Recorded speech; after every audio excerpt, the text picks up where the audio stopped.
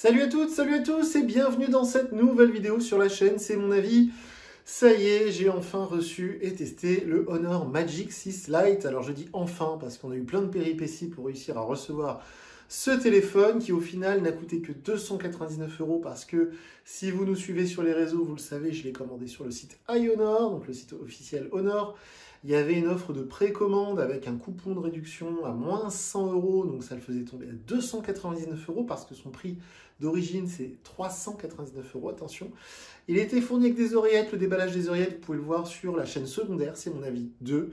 Et j'essaierai aussi de faire un comparatif entre ce Honor Magic 6 Lite et le Poco X6 Pro, les deux smartphones face à face dans une vidéo spéciale sur la chaîne, c'est mon avis 2. J'ai donc testé ce smartphone, j'ai plein de choses à vous dire à son sujet. On se retrouve tout de suite après le jingle.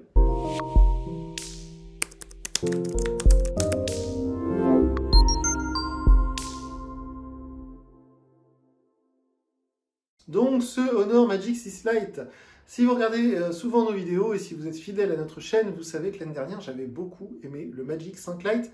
J'avais beaucoup aimé également le Magic 5 Pro, le Honor 90 et le Honor 90 Lite. Et d'ailleurs, Honor a fait une très belle année 2023. Ils ont vendu beaucoup de smartphones et c'est mérité parce qu'au moins, on a une alternative à Xiaomi, à toutes ces marques-là. Donc Honor, moi, c'est une marque que j'aime beaucoup. Là, on a eu quelques difficultés avec ce smartphone. D'habitude, vous le savez, les téléphones, je les ai achetés plutôt dans les magasins physiques, Boulanger, Darty, Fnac ou parfois sur Amazon. Mais là, j'avais eu envie de le commander sur le site iHonor.com parce que j'avais reçu tout un tas de publicités en amont, avant sa sortie. Donc, il n'a coûté que 299 € grâce à cette commande qui a mis du temps. On a mis plus de 10 jours à le recevoir. Mais je vais essayer d'en parler comme si je l'avais payé le prix normal, parce que partout, il est indiqué à 349 €. Attention, 349 €, c'est le prix du Poco X6 Pro qui vient de sortir. Et si on compare les deux fiches techniques, le Poco est quand même un petit peu devant. Et en plus, il a une version Android plus récente. Donc, je vais essayer aussi de garder ça à l'esprit pendant cette vidéo, pendant ce test. Donc, ce Magic 6 Lite, on va commencer comme d'habitude par les points positifs. On terminera par les choses que j'ai à lui reprocher. Si vous êtes pressé, si vous voulez un spoiler, c'est plutôt un bon smartphone. Il y a des défauts, mais c'est plutôt un bon smartphone. Alors, vous le savez souvent, on commence par le design. C'est vrai que c'est un objet qui est assez joli.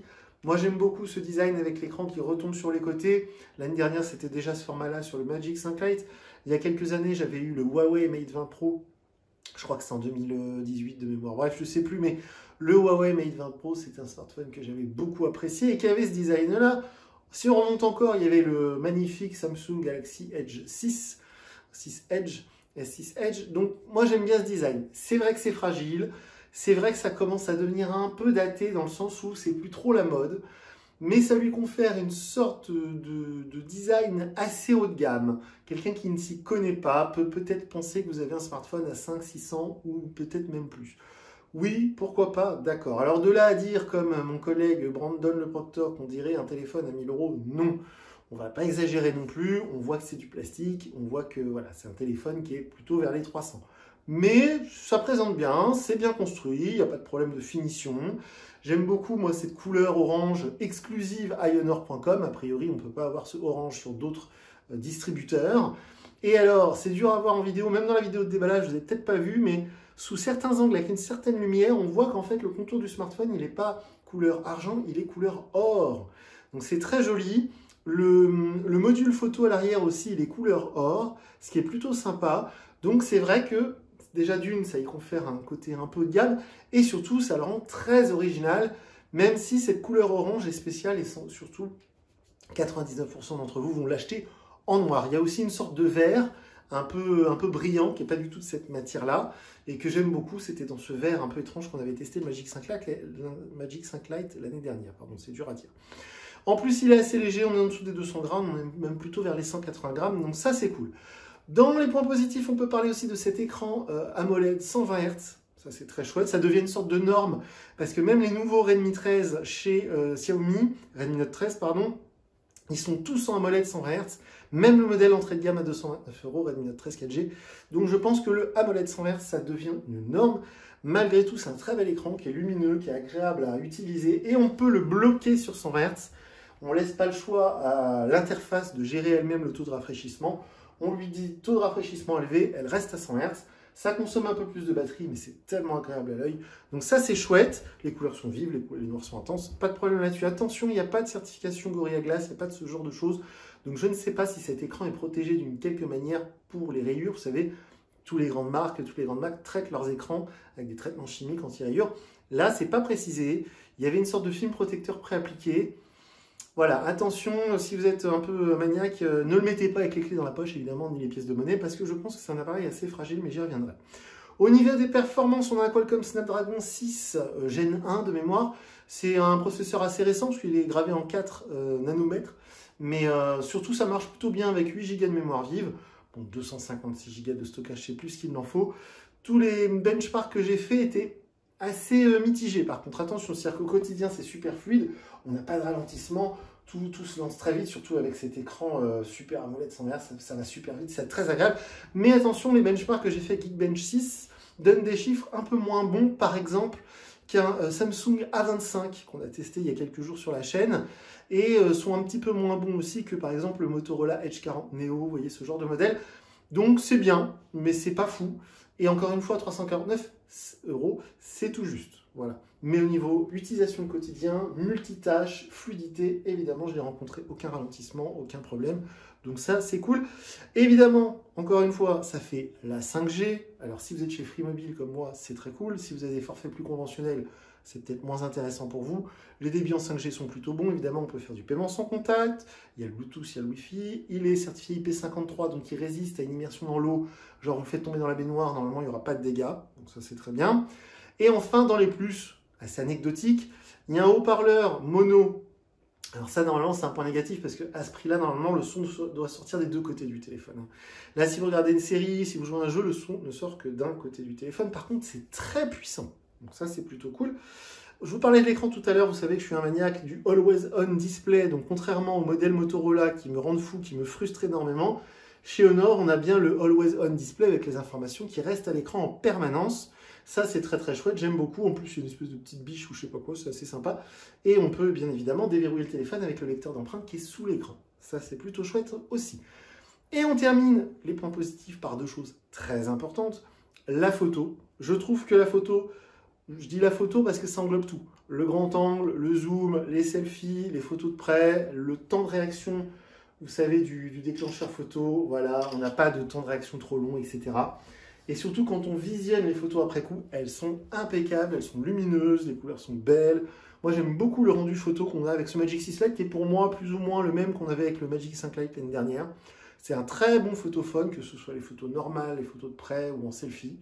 Donc ça, c'est tout bon. Encore une fois, à ce prix-là, 349 €, ça devient aussi une norme d'avoir de bonnes photos. Mais c'est vrai que là, c'est pas mal du tout. Franchement, Honor, ils ont un vrai savoir-faire, surtout Huawei, vu que c'est la même famille, ça aide. Et enfin, pour les points positifs, on termine sur l'autonomie. Alors l'autonomie, c'est toujours un peu difficile. Pourquoi? Parce que, par exemple, moi, j'ai une utilisation de mon smartphone qui va être assez exigeante, assez geek. Je vais aimer bloquer le taux de rafraîchissement sur 120 Hz, parce que tant qu'à avoir un écran 120 Hz, autant qu'il soit sur 120 Hz, je ne vois pas l'intérêt. J'aime bien avoir le Always On Display. Quand l'écran est allumé, moi, je me mets sur 5 minutes avant qu'il s'éteigne, parce que sinon, ça s'éteint au bout de 30 secondes, ça m'agace. Donc j'ai des réglages qui font que évidemment ça consomme beaucoup d'énergie. Souvent je mets la luminosité à fond en mode manuel et non pas automatique. Donc toutes ces petites choses font qu'évidemment ça consomme plus de batterie. Donc il est fort probable que vous, avec une utilisation plus normale, plus basique, vous puissiez tenir 2 ou 3 jours sur une charge de batterie. Pour moi, ce ne fut pas le cas. C'est difficile de tenir une journée sur une charge de batterie, surtout quand on fait par exemple de la navigation voiture avec Waze. C'est vrai que Waze consomme énormément d'énergie parce que l'écran est allumé en permanence, il interroge les GPS, tout ça, il cherche le réseau 4G, 5G. Donc c'est une journée tout pile. 2 jours, moi, avec mon utilisation, je ne pense pas que ce soit possible. Mais si vous avez une utilisation, je dirais, banale, standard, peut-être vous pourrez tenir 2-3 jours sur une charge de batterie. Et là, ça va me permettre d'enchaîner sur le premier point, le premier défaut, le premier point négatif que j'ai à dire sur ce smartphone, puisqu'on va parler de la puissance et du temps de recharge. Vous le savez, si vous regardez souvent mes vidéos, les smartphones modernes, on peut les recharger assez fortement maintenant. On va jusqu'à 120 watts sur certains modèles. Par exemple, le nouveau Xiaomi Redmi Note Pro Plus, il prend 120 watts en recharge, ce qui est énorme. On recharge le 0 à 100% en 30 minutes. Certains disent que ça abîme les batteries, mais je trouve ça plutôt pratique. Là, on est sur 35 watts annoncés sur les fiches techniques. Le problème, c'est que le chargeur, l'adaptateur secteur, n'est pas fourni dans la boîte, il n'y a que le câble USB. Et le problème, c'est que, je pense qu'un jour je ferai une vidéo dédiée à ça sur la chaîne secondaire, c'est mon avis. Les normes en recharge, en chargeur plutôt, en adaptateur secteur, c'est très compliqué. Il y a beaucoup de normes, il y a beaucoup de puissance et il ne suffit pas d'avoir un chargeur 67 watts à la maison pour pouvoir recharger tous les téléphones de la maison à leur puissance maximum jusqu'à 67 watts. Ça ne fonctionne pas comme ça. La preuve en est, j'ai un chargeur ici 67 watts de chez Xiaomi. Donc si j'ai un modèle Xiaomi ou Poco qui prend 67 watts, ça va charger à 67 watts, il n'y a pas de problème. Mais si j'utilise du Honor ou du Vivo dessus, ils ne vont pas prendre le 67 watts parce que ce n'est pas exactement la même technologie de recharge. Donc vous voyez, c'est assez compliqué. Donc ce Magic 6 Lite, il prend jusqu'à 35 watts. Mais attention, ça prend jusqu'à 35 watts si vous avez le chargeur Huawei Honor qui va bien. Chargeur qui doit être vendu genre 30 € sur le site officiel Honor ou en boutique. Mais si vous avez un chargeur No Name ou Ugreen ou ce que vous voulez d'une marque qu'on trouve sur Amazon par exemple, ou en magasin, chez Boulanger, chez Darty ou autre, qui annonce 30, 35, 30, 38 ou 40 watts, eh bien, ça ne prendra pas forcément les 35 watts. Bref, ce qu'il faut retenir, c'est que j'ai mesuré à peu près 10% en 15 minutes, 20% en 30 minutes et 50% en un peu moins d'une heure. Donc, ça ne charge pas de fou. Hein. En gros, j'ai vu des 35 watts un peu plus performants. Chez Honor, ils nous annoncent une batterie à 5300 mAh. J'ai un peu du mal à le croire parce que le téléphone il est très fin et on est vers les 180 grammes. Je me demande si on n'est pas plutôt vers les 4800 mAh. Alors il y en a plein qui me disent dans ces cas-là, oui, il suffit de télécharger telle application, ça va te donner le montant. Non, parce que le montant en milliampères, l'application elle va le lire dans la petite puce qui équipe la batterie. Donc la petite puce, on lui fait dire ce qu'on veut hein, quand on la construit. Donc ils peuvent indiquer 5300 mAh, il faudrait vraiment, il y a des appareils, on branche son USB-C et ils vont pomper la batterie au maximum et là on pourra avoir, j'ai pas cet appareil, ça coûte très cher, puis je suis pas non plus le laboratoire, lesnumériques.com.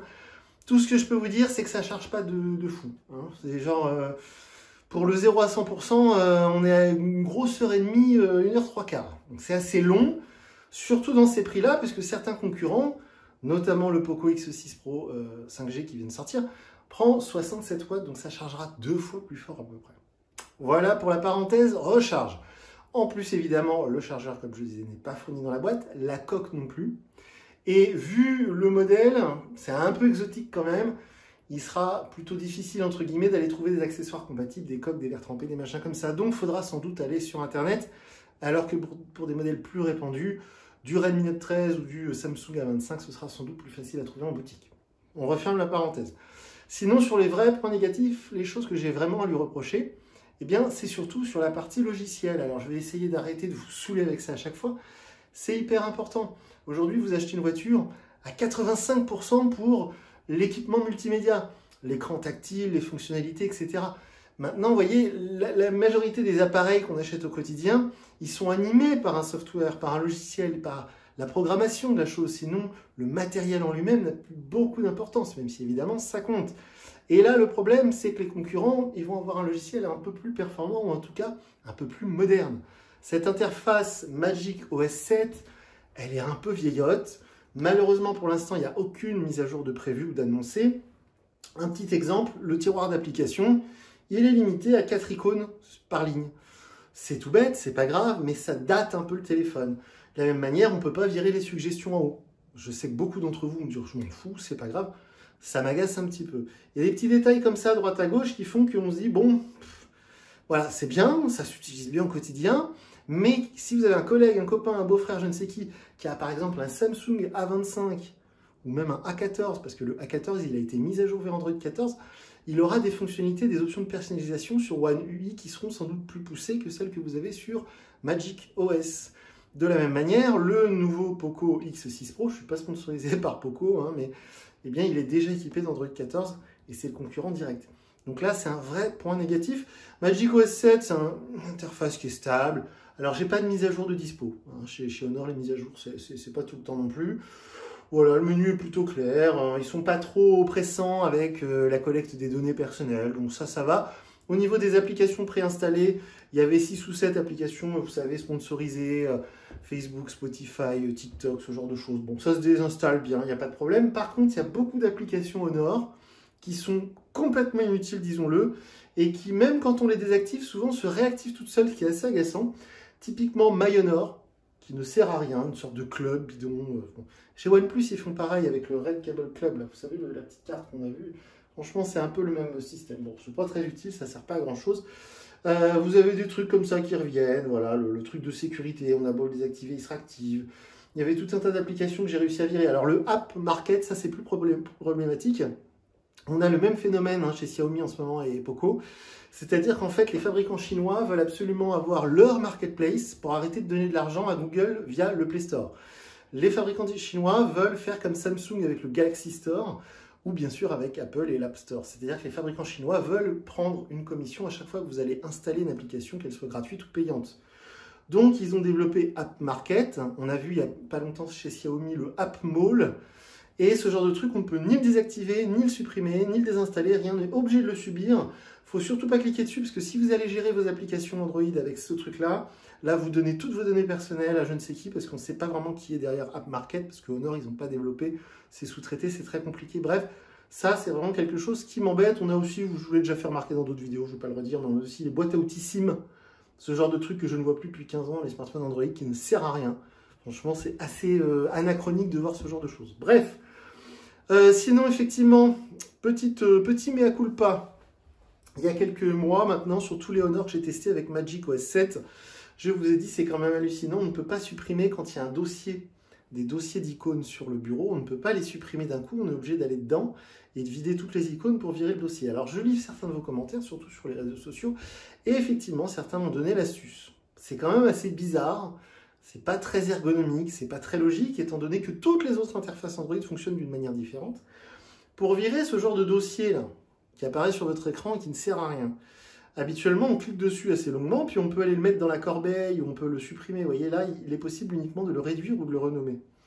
Donc l'astuce consiste à pincer l'écran, geste qu'on ne fait pas sur les autres smartphones, d'habitude on le laisse appuyer pour ouvrir les options, bref. Et une fois qu'on fait ça, on peut prendre le dossier et le mettre dans retirer. Je ne connaissais pas cette astuce, donc merci à celle ou celui, parce que vous savez, les pseudos sur Twitter, c'est souvent assez énigmatique, assez anonyme. Bref, merci à celle ou celui qui m'a signalé cette astuce que je ne connaissais pas. Donc, on peut supprimer des dossiers d'un coup sur macOS. Voilà, j'aurais appris ça. Sinon, ça aurait été dans ma liste des défauts, effectivement.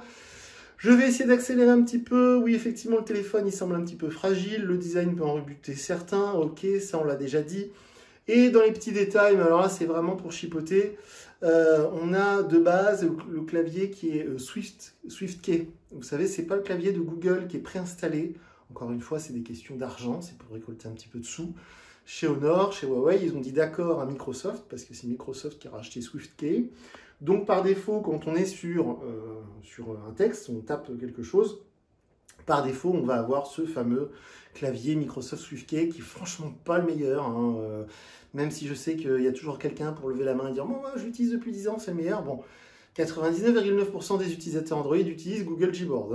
Mais c'est vrai que, bon, SwiftKey, il fut un temps. Il y a 10 ans, c'était la mode parce qu'ils avaient inventé, vous savez, ce geste où on laisse l'écran, on laisse le doigt sur l'écran et on passe le doigt sur toutes les lettres du mot, puis ça affiche le mot. Bon, je ne pense pas qu'il y ait grand monde qui utilise le clavier Android de cette manière aujourd'hui, mais bon, bref. Je voulais le noter parce que c'est un petit détail, ce genre de choses qui m'agacent un peu. C'est pas très grave. Donc franchement, ce Magic 6 Lite, on résume, c'est un bon smartphone. À ce prix où je l'ai payé 299 €, c'est une très bonne affaire. En plus, il y avait les oreillettes offertes. Les oreillettes, elles ont une valeur de 49 €, donc ça fait le téléphone vers les 250. Donc à ce prix-là, évidemment, c'est une très bonne affaire.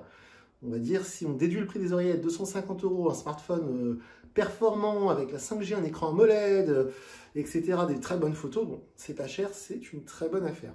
On ne serait pas loin du 10 sur 10, mais son prix réel, c'est 399 €. Et partout aujourd'hui, si vous l'achetez, en magasin ou sur Internet, il sera à 349 €.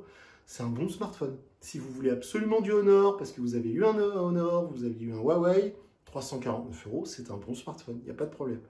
L'autonomie, c'est pas la meilleure du marché, mais elle est bien. Les performances sont correctes. Les photos sont très bonnes.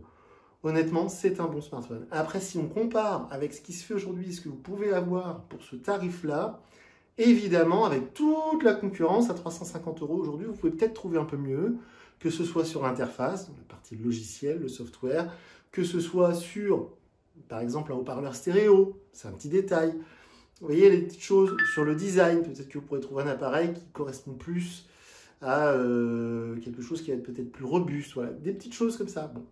Sur la recharge rapide, sur le chargeur fourni, typiquement chez Motorola, souvent le chargeur est fourni, ils sont pas chers, et la recharge est rapide. Bon.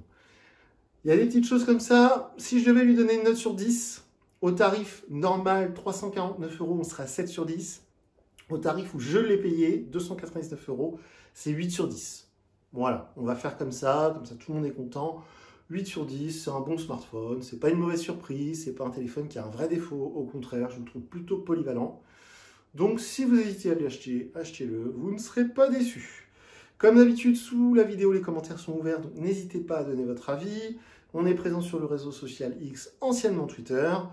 Je vais essayer, voilà, d'oublier le mauvais épisode qu'on a eu pour obtenir ce Magic 6 Lite, et on va se dire que l'année 2024, côté Honor, va être positive. En tout cas, il y a plein de nouveautés à venir. Hein. Le Magic 6 Pro, par exemple, qui va sortir d'ici quelques jours. On aura sans doute d'autres modèles aussi chez Honor. Donc, je vais regarder ça d'un œil évidemment attentif. J'apprécie cette marque. Donc, on continuera de regarder leurs produits attentivement. Voilà pour cette vidéo, voilà pour ce test. Je vous dis à très bientôt pour une nouvelle vidéo sur la chaîne. Salut!